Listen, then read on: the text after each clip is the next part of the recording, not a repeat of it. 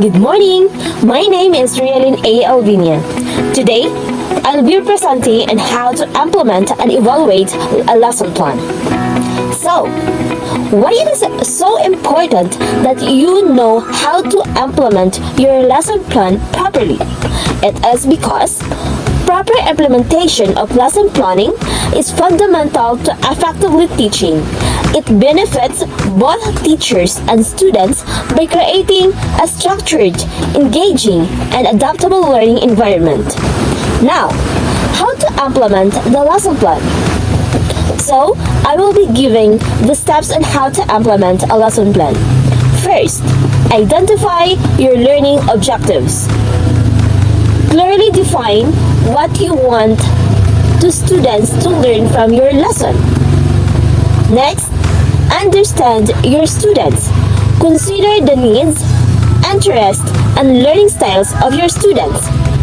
Next, select appropriate resources. Choose relevant materials, textbooks, or online resources. Next, create a lesson plan outline. Organize the lesson into segments such as introduction, main activities, and conclusion. Next, incorporate engaging activities. Plan activities that actively involve your students and reinforce key concepts. Next, differentiate instruction. Tailor your teaching method to accommodate diverse learning styles and abilities to your students. Next, check for understanding. Include formative assessment to capture student comprehension throughout your lesson. Next, allocate time wisely. Break down the lesson plan into time slots for each activity, ensuring proper spacing. Next, incorporate technology. Integrate relevant technology to enhance learning experience if available. Next, plan for transitions. Smoothly transition between activities to maintain engagement and focus. Next, you could consider accommodations, especially if you have a special students. This can help you to plan for any necessary accommodation for students with special needs. Next, reflect and adjust. After teaching, reflect on what worked well, what could be improved, then adjust future plans accordingly. Remember to stay flexible and be ready to adapt your plan based on the dynamics of the class. Now, let's move on evaluation of your lesson plan. But before that, let me ask you, why it is important that you know how to evaluate your lesson plan? It is important that you know how to evaluate your lesson plan because proper evaluation of lesson planning is essential for refining teaching practices, enhancing students' learning, and ensuring that educational objectives are consistently met. It contributes to the ongoing improvement of the teaching and learning process. So now, how to evaluate your lesson planning?